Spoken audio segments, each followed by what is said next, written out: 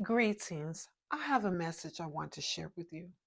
In this beautiful journey of life, we often find ourselves walking through valleys that seem too deep, surrounded by shadows that seem too dark. But I come before you today deeply thankful and profoundly blessed.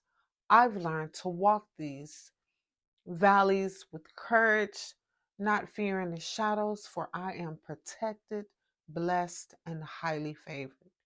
Each step I've taken, every challenge I face, has not happened to me, but for me. This journey has taught me the invaluable lesson of releasing what no longer serves me, letting go of the toxic ties that once drained my spirit.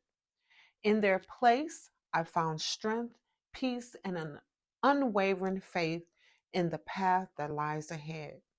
I share this message with you, my beloved community, to remind you that you are not alone in your walk. The valleys and shadows you face are not permanent dwellings, but passages to lead you to your higher calling.